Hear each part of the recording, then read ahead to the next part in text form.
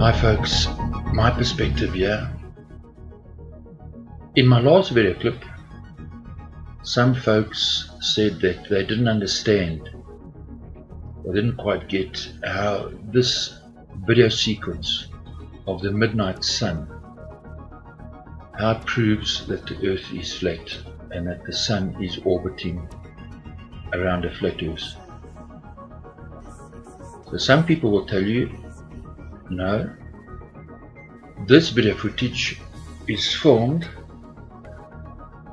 from a man who's standing on a spinning ball and the sun is fixed. He's on a spinning ball and he's filming the sun. So we're going to have a look at these two arguments. Now, because some folks didn't understand it in the last one, what I'm simply going to do is I'm going to handle it from a totally different angle. So if you watch the other one, stick with me because there's extra information towards the end of the clip that I'd like to share with you. So let's have a look. Is this filmed from a man on a spinning ball? So let's look. So remember, the sun is fixed at the Earth center and the Earth is leaning over 23.4 degrees, and the man, he's turning in a circle and he would be forming the sun. So what would he see? Would he see that sequence that we saw? So let's look closer at the man and the earth if he was on a spinning ball. You see, if the man was on a spinning ball, he's spinning around the North Pole, which is the red arrow. The mountains would rotate around him. You see the numbers rotate around him. But he's always looking forward. He's looking in the same direction. He's not looking behind him. He's facing the same direction. He cannot turn around and form behind him. Right? It's easy to understand. And now look at his angle. You see he's leaning over backwards, then he leans over sideways, then he leans over forwards, sideways and backwards and so forth. In other words, if we connect that video footage to his orbit, this is what he would be seeing. So he's turning, he's leaning over, now he's upright, and now he leans over to his right, left, and he's upright again, and the sun's on the horizon. Then he leans over to his right. So this footage is vertical with the man. From this angle, I'm just showing it to you from this angle in the animation.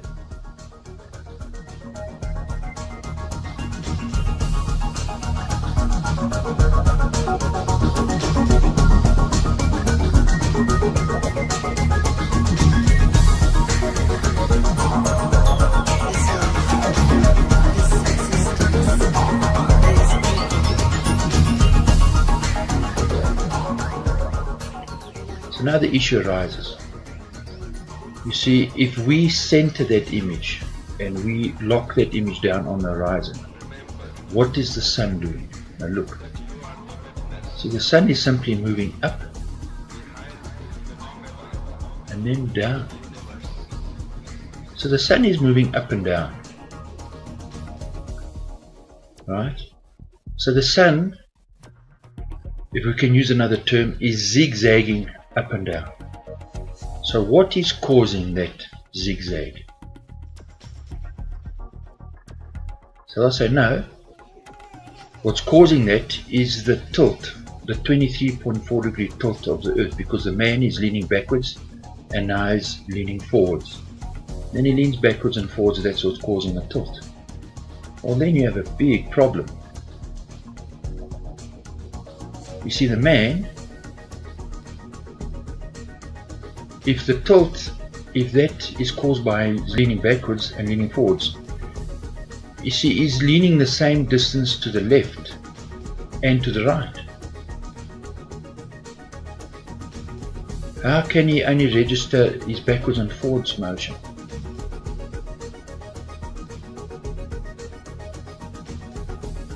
You see, the North Pole is in the center and he's spinning around the North Pole. It would have to register motion, left, backward, forward, his complete motion. You can't just film the up and down motion because he's not just moving backwards and forwards. He's moving in a circle. So, the sun then, if he was on a spinning ball, should move in a circle. Now listen carefully. Some people, even in the flat earth community, don't want you to look at this video footage and analyze it. They'll say, no, the sun is too far away for it to show any motion. The point is, it is showing motion in his video clip. The sun is moving up and down.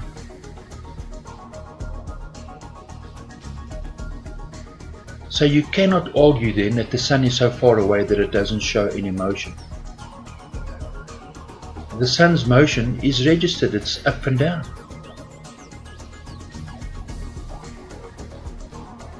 So that argument goes out the window. So now I've created an animation, exactly what the man would see. Now I've locked a camera onto him.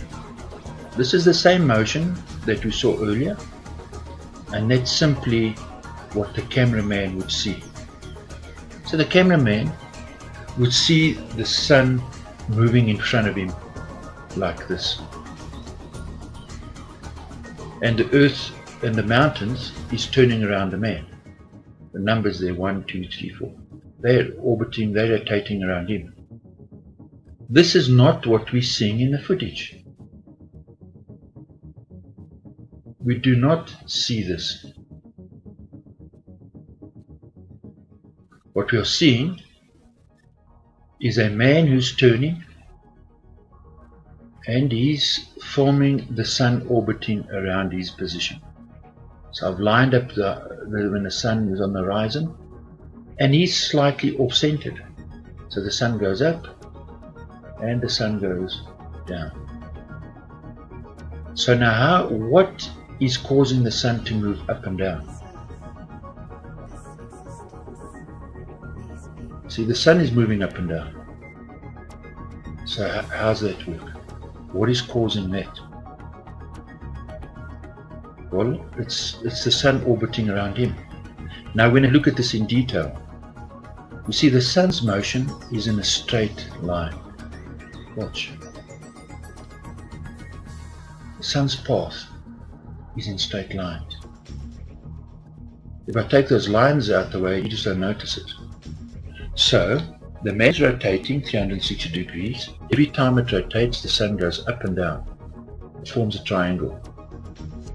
Each side is 12 hours. So each triangle is 24 hours. The base of that triangle is 360 degrees. So over a week, that would make it 2,520. Now if you read your Bible, you'll understand that 7 times is equal to 2,520 in Revelation. But that's another issue. So now if I take those triangles, and I put them in a circle, I get this image. I get this pattern. So the top triangle would be a day, right? And each line would represent a week.